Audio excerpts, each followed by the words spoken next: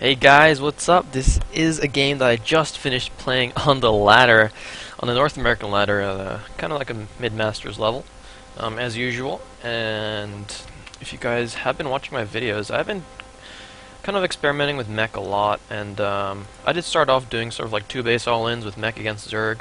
And this game I thought I'd try just straight up macro, not too much scouting at all, just doing what I need to do.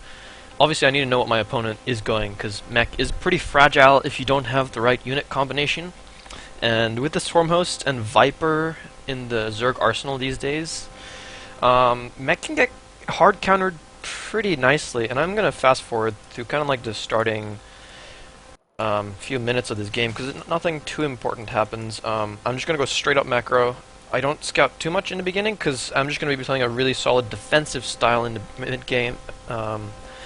Getting an early tank out, and getting an early third command center behind that, because, well, I get that tank because a lot of people have been doing a lot of cheeses against Terran these days as Zerg, Baneling Roach Busts, Baneling Ling All-Ins, Ling Baneling Roach Busts in the mid-game, and they really hard counter kind of like the early 3cc Bio Widowmine style, because you just don't have enough Widowmines as well as Bio out at that stage to really take that out.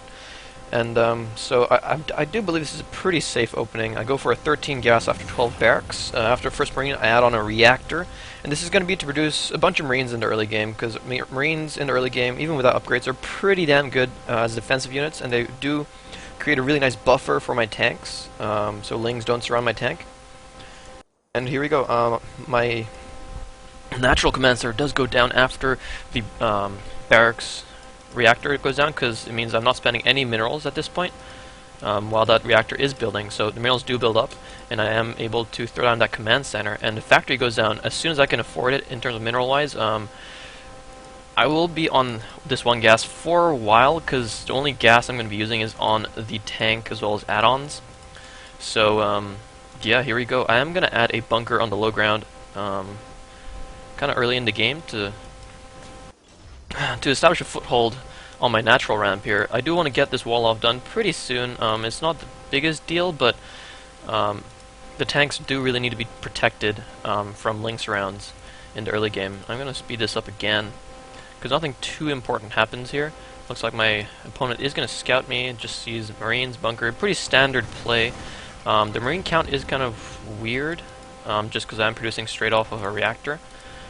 But yeah, the first tank is about to pop out. I do land that first meal before lifting it off and landing in here. If any of you guys didn't know, you really should do that, because that gives you a really nice mineral boost with the double mule mining at the same time, and that's gonna, that's pretty important in the early game, getting as many resources as you can. And after this first tank, I'm feeling pretty safe to throw down this third command center over here. I'm going to be securing this as my third, because it does have these rocks to nicely protect it. And it looks like my opponent has made a bunch of Lings. A Baneling nest comes out. I do believe I scanned my opponent, yeah, at the 7:40 minute mark, just to see what's up. I see his layers coming up. Baneling nest out on the way as well. So I'm suspecting a Ling Baneling Muta kind of playstyle, and that's really not what a Zerg wants to do against mech. But as you can see, I have a lot of Marines and a few tanks, so I suspect he's gonna be expecting Marine tank here, but I do add 2 more factories here, lifting off that barracks and making a tech lab on it, so I do have the add-ons pretty much straight away for them. I'm breaking down these rocks with my Marines, because I do want to secure my third base at around the 10-minute mark. Slightly 10:30 is fine as well, but you probably don't want to wait until 11 or so. I mean, obviously it depends on how aggressive your opponent is, but as we can see at this point, the Zerg is basically just pretty happy to macro up, and most Zergs are pretty happy.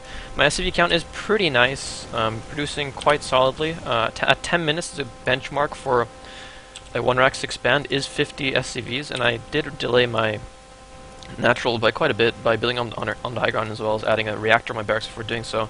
So 50 SCVs at kind of like the 10:30 mark is pretty good. I'm pretty happy about that.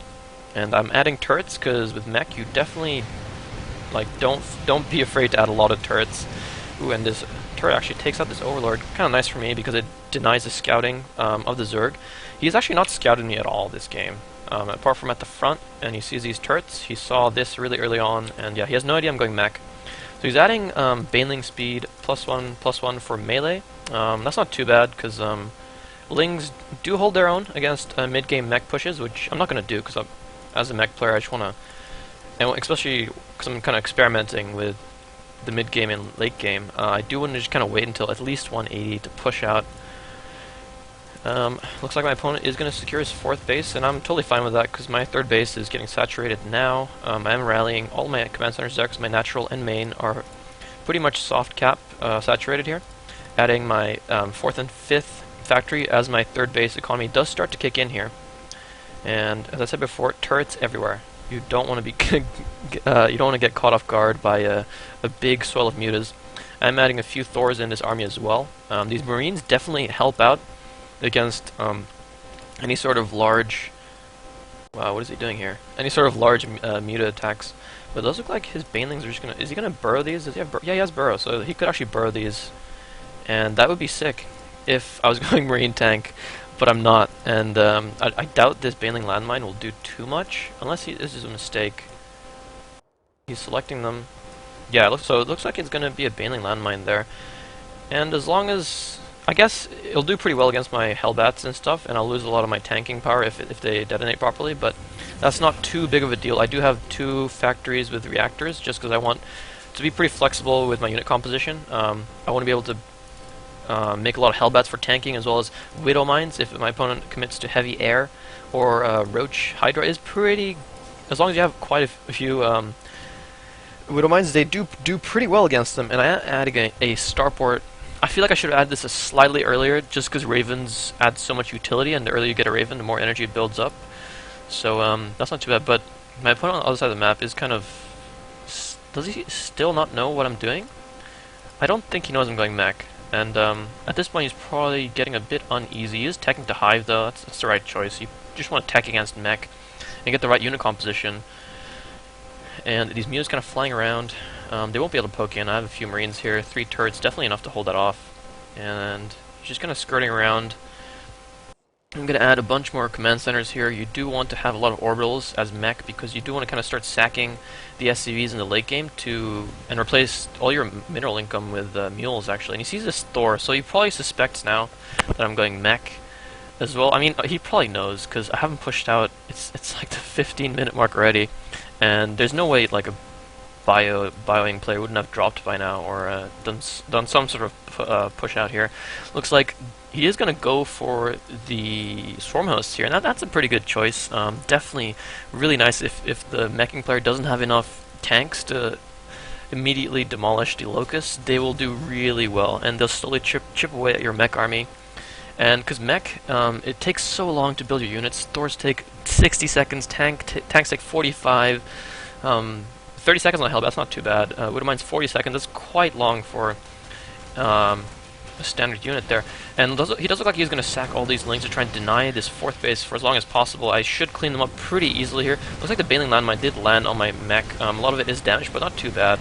I do clean those Lings up with pretty much no problem there.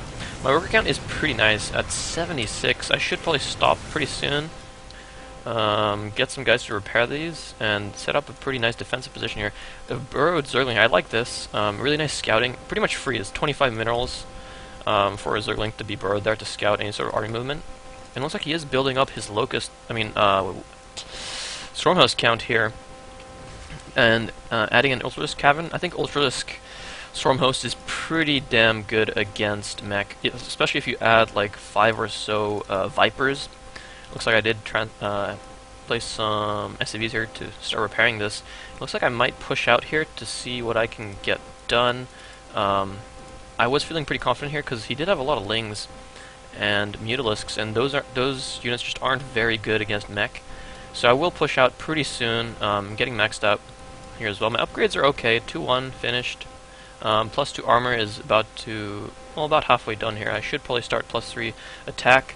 Getting these gas saturated is pretty important. Adding more command centers here because, as I said before, I do want to sack a lot of SCVs. And the way I sack SCVs is not just by sending them across the map. It's by putting them in these pushes, because they do add a lot of sustainability to your army, as well as the the point is to sack them, so I don't really care if I lose them here. But the Storm Hosts are out in time here, and my army is pretty good, but I don't siege my tanks in time, so these Locusts get a lot of free damage done here. And I am feeling a little bad about getting all these Widow Mines, because they're pretty bad against Storm Hosts, because if they fire on Locusts, they were just pretty much a waste of resources there. And it looks like I do get some hits off, some damage on the the Storm Hosts, but the majority of them do fire on the Locusts, so that wasn't too cost efficient for me at all. But I do force this stuff to pull back. What I should have done is probably position, try and take this out and move into here, but I am kind of pinned down because these Locusts constantly are chipping away at my army here. And the best choice is probably to pull back, but I do think I stick it out here for a while. I do try to reinforce. My Ravens are coming out now, so that's pretty nice for me. I do probably want to, in the late game, I probably want to transition to Battlecruisers and Air Terran, mixing in some Widow Mines and tanks. Maybe Thors, depending on what my opponent does. But I do throw down a point defense drone pretty soon here, because Locust attacks do get negated by that point defense drone. I feel like my opponent could probably just kill my army here with the next wave of Locusts together with his Lings, but looks like he's feeling a bit generous here, being really cautious. I guess he doesn't really know what's behind here either. His creep does show him most of my army, though. Oh, it does look like he's going for a counterattack here with the Lings, but a Planetary Fortress is finished here, and I doubt these Lings are going to get too much done, especially with the 2-2 only finished. And I have Terran building armor finished, and that's going to make it so that Lings basically cannot break Planetary Fortresses, and especially with the surround of repairing SCVs there. But I definitely need to pull back here. I've been here way too long. I've given my opponent way too much time to set up a surround if he wanted to. And I'm feeling pretty bad at this point, because I want a lot of tanks to hold this off. At the same time, if my Ultralisks are pretty good against sieged up tanks, just because once they get close, they do just kind of obliterate them. But I do pull back here finally, and something pretty funny happens at the end of this game. That's why I'm kind of casting this, but that's not for a while here. I might speed it up a little, but nah, it looks like my opponent is gonna move out aggressively with his Swarm Hosts, which is a pretty good choice. Having this many Swarm Hosts, 22 Swarm Hosts out on the field right now, that's a really big count.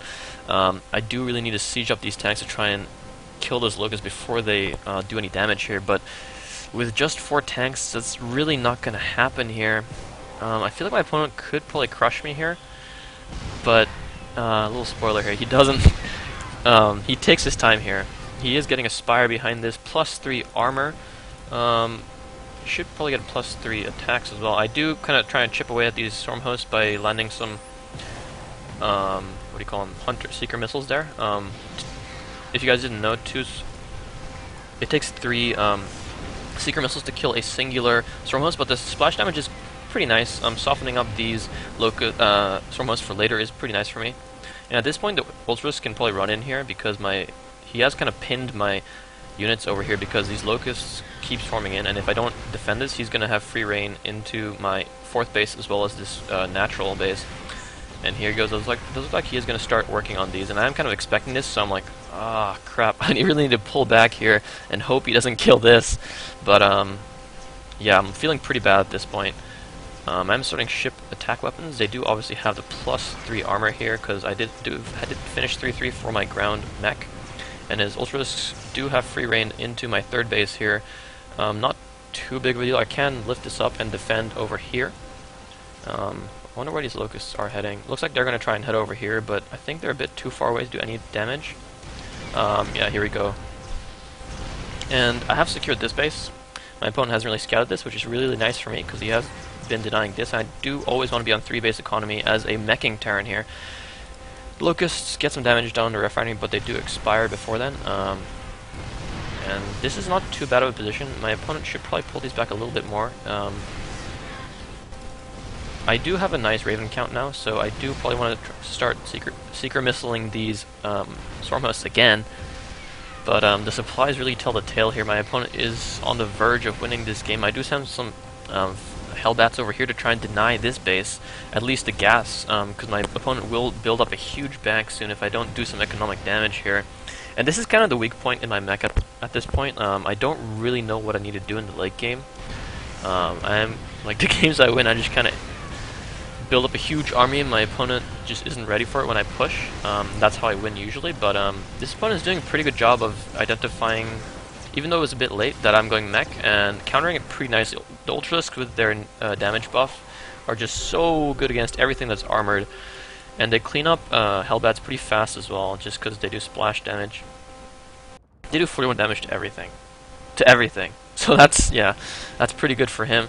He's attacking this planetary fortress, which isn't too big of a deal for me as long as I'm mining gas. My repairing SCVs do a pretty nice job here. Locusts do expire. Ooh, it looks like I secret missiled a bunch of these again. Hopefully I got some kills there. Yeah, I did get a few of the storm hosts here. I do siege up slightly late here. He will get a few of my... He might get one of my siege tanks. Yeah, he gets one of my siege tanks. And, ooh, some nice Widowmine hits there on the swarm hosts here. I do some damage yet again. And now, with the Ravens overhead, my Thors can take these out, which is really nice for me at this point. I do really need to be careful and scout what my opponent is going to transition to, though, because if he goes for a lot of mutas now, or broodlords in fact, he could do pretty well against my army. But for the first time in this game, I do pull a supply lead until he makes 16 corruptors, so I think broodlords is going to be what he's going to do. Adrenal gland is coming after lings as well. Always a good upgrade to get my seeker missiles. Gonna demolish these swarm hosts here, and this swarm host does actually scout the fact that I'd have this base. He could have cleaned this up with his ultras long time ago, because I was pinned over here by the swarm hosts. But yeah, that's a big mistake by him. I do send some more Hellbats over here to try and deny this base if he has taken it. I don't know actually, but I'm pretty sure he has this, so I do a move through here and then there. And he has some drones mining here, so my stuff should get some kills here. My SV count is pretty low, but I feel like I have enough orbitals. I have at least 4 here, so that's not too bad. But at this point, I want to kind of max out and attack and see what I can get done. This base is probably going to get killed off here. It looks like he's not responding in any way. His corruptors are moving over here. He really needs to be careful not to have his broodlords exposed when they're morphing, because that's when they're most vulnerable here. And adding a bunch more corruptors, plus 3 air attacks is out on the way. What do I have? I have 3/3 on air and plus 3 armor, which does obviously transition. Looks like I have just a +1 attack for air, but I don't have anything that any air units that attack, so that's not too big of a deal here. And I am about to max out here, so I am feeling pretty confident. I have a really nice mix of units. A few Hellbats here, quite a few Widowmines, a lot of tanks and Thors, but these Ravens are really what's going to allow me to kind of be really cost efficient here, because Ravens with their new seeker missiles, they do a lot of damage, 100 splash damage to everything that it hits. And whoa, look at this! He is morphing in 29 broodlords here, and I spot this and I'm like, oh god! But they haven't finished morphing in here, so I do land a bunch of seeker missiles. It looks like he's gonna stack up all of his broodlords. Sickest seeker missiles in the world. This is exactly why I want to show you this game. And at this point, I'm like, victory is mine. That felt so good. I was getting crushed the whole game, and my Zerg opponent gets a little bit over cocky here, and yeah, he's like, oh god, big mistake. And I got a little lucky there for sure. He should have definitely not been that cocky and morphed in pure broodlords there. I will move in here and hit this base for sure. Probably move into the natural, get a stronghold there. And I think, yeah, this guy. Why do you do that? Zergs seem pretty pissed off at Terran these days, and it's not even that my composition is overpowered. He has so much stuff that counters this composition, like Vipers and Stormhosts. But letting those Stormhosts die in the front was probably not a smart choice. He really should have relocated them further back, and taken his time, kind of, because he should have taken this base out no problem at all. And adding Vipers is so key to countering mech, because all these tanks, once they're sieged up and you put a Blinding Cloud on them, they become the most useless pieces of crap in the world. But yeah, kind of interesting game there. I want to see the units lost. I'm pretty sure I was behind on units lost before that engagement with the broodlords there. The funny part was as well, I targeted some of the broodlords there, and then he A-moved all of them forward, so they all clumped up, and my secret missiles did a lot more damage than they were supposed to. So I hope you guys enjoyed this one. I will be refining my mech a bit more, hopefully, in the future, so I don't get better down like I did in the mid game in this game. I got to, as I said before, I did get a bit lucky here, but I mean, a win's a win, and I felt pretty damn good. So I hope you guys enjoyed this one. I'll see you guys next time.